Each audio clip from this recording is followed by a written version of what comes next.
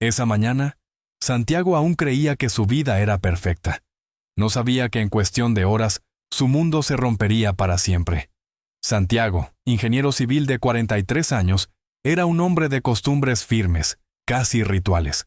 Cada amanecer comenzaba igual.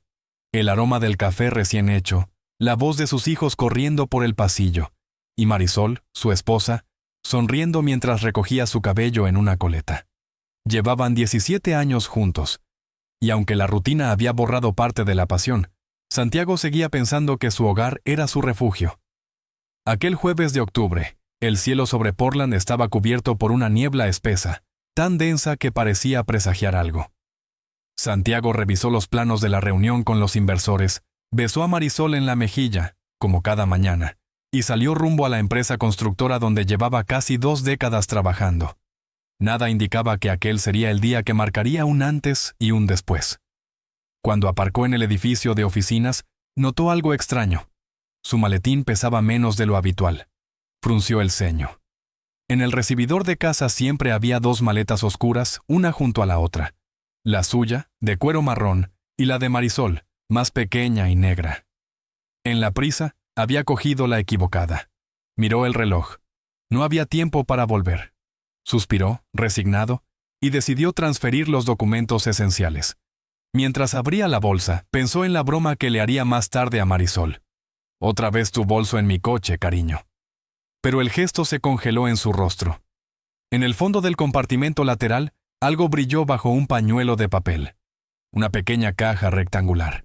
Santiago la sacó sin pensar demasiado. Y cuando leyó el envase, su corazón se detuvo. Preservativos. Caja abierta. Durante unos segundos no pudo moverse. El tráfico, los murmullos de la calle, el ruido del motor. Todo se volvió un zumbido lejano. Aquello no tenía sentido. Ellos no usaban preservativos desde hacía 10 años, desde que Marisol se ligó las trompas tras el nacimiento de Ramiro. Fue una decisión de ella, firme y práctica. 2 hijos son suficientes, le había dicho.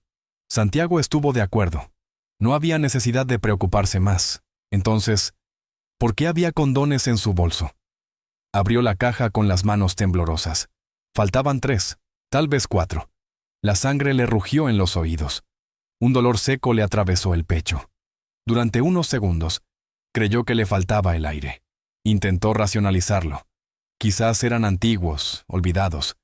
Pero Marisol no era el tipo de mujer que olvidaba algo así. Todo en ella era orden, control, precisión. La fecha impresa en el lateral confirmó lo que su corazón ya sabía. Eran recientes. Santiago cerró los ojos. No era un hombre impulsivo. Siempre había creído en afrontar los problemas de frente, con calma, con lógica. Pero en aquel momento, la lógica le temblaba en las manos.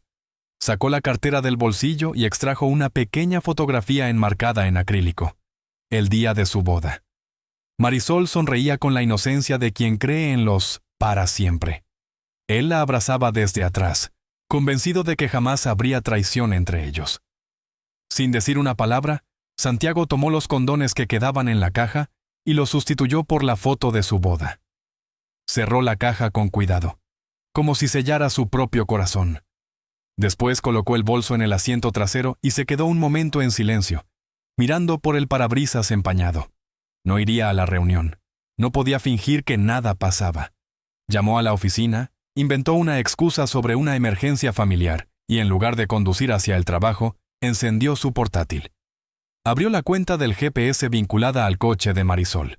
Él mismo había activado aquel rastreador meses atrás, por seguridad, cuando ella empezó a viajar sola con más frecuencia.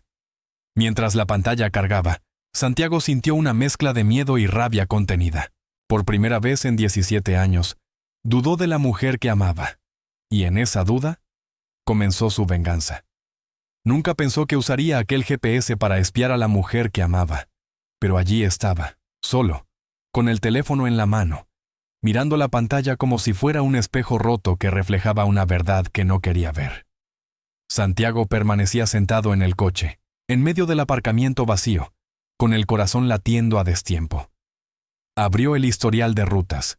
Los puntos rojos comenzaron a aparecer en el mapa uno tras otro, y con cada uno, una punzada más en el pecho. Durante los últimos 3 meses, Marisol había visitado la misma dirección, una y otra vez. Un lujoso edificio de apartamentos en el noroeste de Portland, justo en el corazón del Pearl District.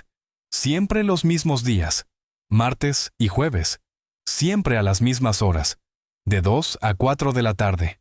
Justo cuando ella decía que tenía clases de yoga o que quedaba con sus amigas. Santiago acercó el zoom del mapa, anotó la dirección en una libreta. El temblor en su mano se mezclaba con una sensación amarga de incredulidad. No podía permitir que la rabia le nublara la razón. Necesitaba pruebas, hechos. Encendió el motor y condujo hacia el lugar. El edificio era impecable. Fachada moderna, seguridad privada, cámaras en cada esquina. Un sitio donde nadie entraba sin permiso. Santiago aparcó frente al portal y observó desde el coche. Cada persona que entraba parecía sospechosa. Cada segundo que pasaba lo hundía más en la duda. Entonces, una idea tomó forma en su cabeza. Abrió el maletero y sacó una caja de cartón vacía.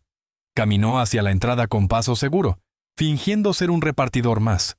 El guardia de seguridad, un hombre mayor con un uniforme demasiado pulcro para su edad, lo miró con cierta desconfianza. «Buenas tardes», improvisó Santiago conteniendo la voz. «Tengo una entrega para el apartamento 804, pero no responde al intercomunicador. ¿Podría ayudarme?» El guardia frunció el ceño. «¿El 804?» repitió. «Es el piso del señor Ramiro. Pero ahora mismo no está. Si quiere, puedo recibir el paquete». Santiago forzó una sonrisa. «Perfecto, gracias. ¿Recibe muchas visitas?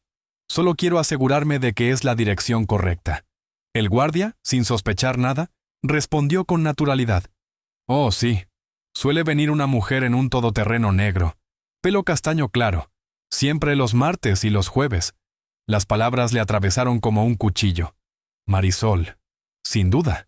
Santiago agradeció con un gesto y regresó al coche con las piernas temblorosas. Ramiro. El nombre resonaba en su cabeza como una alarma. ¿Quién era ese tipo? Sacó el móvil y abrió Instagram. Bastaron unos segundos para encontrarlo. Ramiro, entrenador personal. 35 años. 50,000 seguidores. Fotos en el gimnasio, frases motivacionales vacías, músculos brillando bajo las luces. Todo en su perfil desprendía arrogancia. Santiago se desplazó por el feed con una mezcla de rabia y desprecio. Hasta que algo lo detuvo. En los comentarios de una foto reciente, donde Ramiro aparecía sin camiseta haciendo flexiones, había un nombre que conocía demasiado bien. Marisol. Su perfil. Emojis de corazones. De fuego. Santiago pulsó sobre su nombre. Sus manos sudaban. En las publicaciones de Marisol había decenas de interacciones mutuas. Me gusta, respuestas cortas, miradas cómplices escondidas en frases aparentemente inocentes. Nadie más lo vería. Pero él sí. Él conocía su forma de escribir, su manera de coquetear sin decirlo. La historia se completaba sola. Las piezas encajaban con una precisión cruel. Marisol no solo lo engañaba, lo hacía con constancia, con intención, con rutina. Eran las 3:30 de la tarde. Marisol regresaría a casa sobre las 5, después de recoger a Ramiro del colegio. Santiago respiró hondo. Ya no había marcha atrás. Decidió esperarla. No la llamaría, no enviaría mensajes. Solo quería ver su rostro cuando encontrara aquella foto dentro de la caja.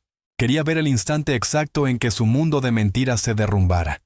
Condujo de regreso en silencio, con la mente saturada de imágenes, recuerdos, promesas rotas. Una parte de él, pequeña, testaruda, seguía buscando una explicación lógica, un error, un malentendido. Pero la otra parte, la que había visto los corazones en Instagram y la caja vacía de condones, sabía que no había error posible. 17 años de matrimonio, 2 hijos, una vida construida paso a paso. Y todo se había desmoronado por un entrenador de gimnasio con sonrisa de catálogo.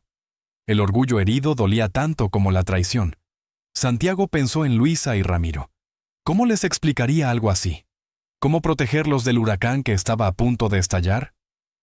Cuando el reloj marcó las 5, el sonido de las llaves girando en la puerta le hizo contener el aliento. Marisol entró sonriendo, ajena a todo.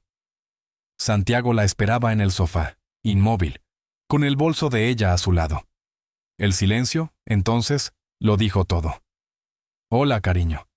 Siento llegar tarde, el tráfico estaba imposible. La voz de Marisol resonó alegre, despreocupada, mientras entraba por la puerta del garaje. No imaginaba que, en cuestión de segundos, su vida entera se desmoronaría. Santiago la observaba desde el sofá. No dijo nada, solo la miró, con una calma tan fría que helaba la sangre. Marisol se detuvo al instante. Su sonrisa se borró, sustituida por una mueca de confusión. ¿Va todo bien? ¿Has llegado antes? Santiago no respondió. Con un leve movimiento de cabeza, señaló el bolso que descansaba junto a él. Marisol frunció el ceño, sin entender. Se acercó con una risa nerviosa. ¿Has cogido mi bolso? Iba a llamarte, pero pensé que volverías a casa enseguida. Santiago seguía en silencio. Marisol tomó el bolso, aún sin percibir la tormenta que se cernía sobre ella. Abrió el compartimento lateral, buscando su teléfono. Y entonces lo vio. Una pequeña caja de condones. Y dentro, la fotografía de su boda. El tiempo se detuvo. Marisol palideció. Sus labios se abrieron, pero no salió sonido alguno. Durante unos interminables segundos, el silencio llenó la habitación. Santiago no apartaba la mirada. Cada gesto, cada respiración de ella, le resultaba una confesión muda. Santiago, yo puedo explicarlo, balbuceó finalmente. Su voz temblaba. Santiago habló por primera vez, y su tono era hielo puro. Entonces explícalo. Marisol tragó saliva. Son viejos, lo juro. Ni siquiera recuerdo de dónde salieron. Deben de llevar ahí años. Santiago soltó una carcajada breve, sin rastro de humor. ¿Años? Repitió con sarcasmo. Marisol, la fecha de caducidad es 2025. Se fabricaron este año, y faltan 4. Se levantó despacio dejando caer su móvil sobre la mesa. En la pantalla, el historial del GPS brillaba con nombres que cortaban como cuchillas. Noroeste de Portland. Vista Apartments. Piso 804. Ramiro.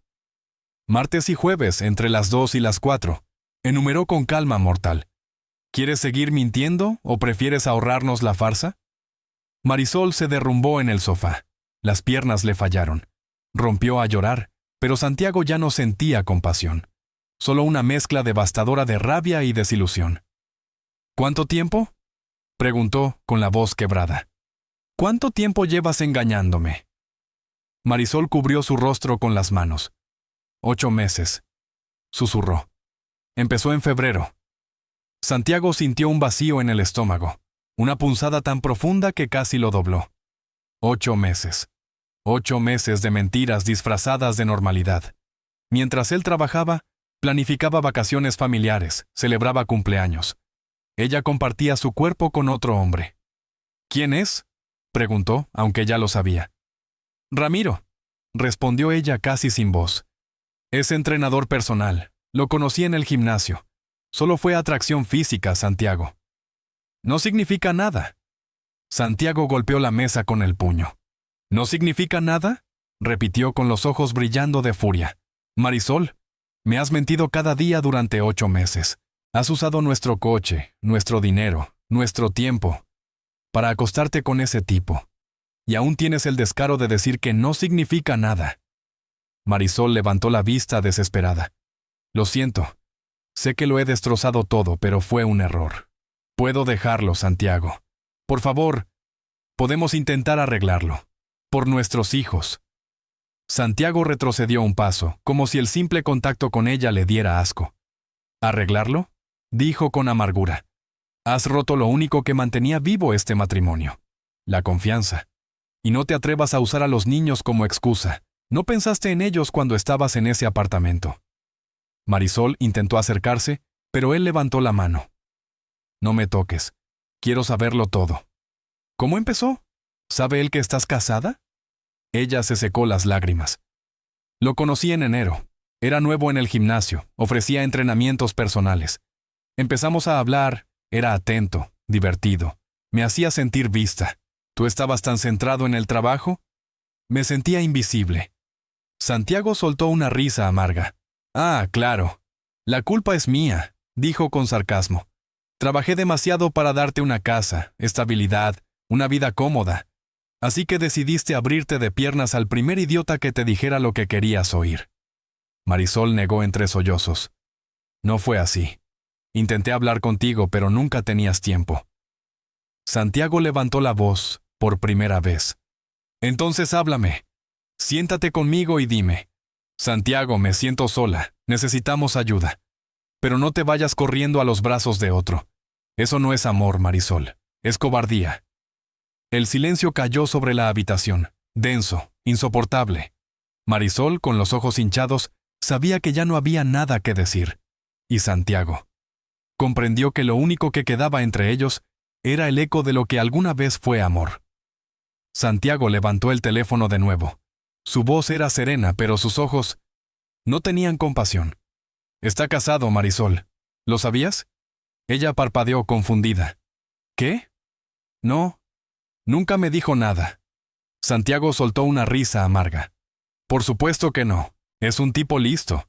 Tiene una esposa de éxito, una empresaria reconocida, y los martes y jueves por la tarde se entretiene con mujeres casadas.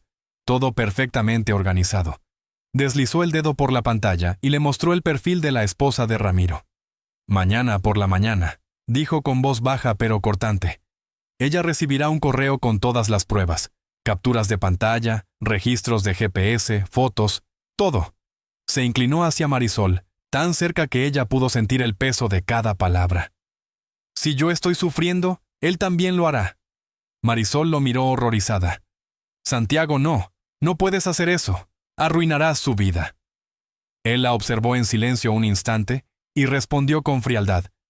Ya arruinó la mía, así que estamos en paz. Durante los días siguientes, Santiago actuó con precisión quirúrgica. Contrató a uno de los abogados de divorcio más reputados de Portland.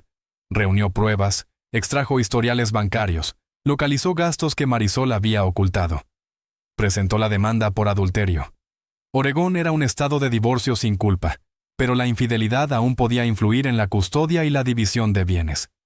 Santiago no iba a dejar cabos sueltos, y cumplió su promesa. Envió el correo a la esposa de Ramiro, adjuntando coordenadas GPS, conversaciones, capturas de redes sociales. La respuesta llegó al día siguiente.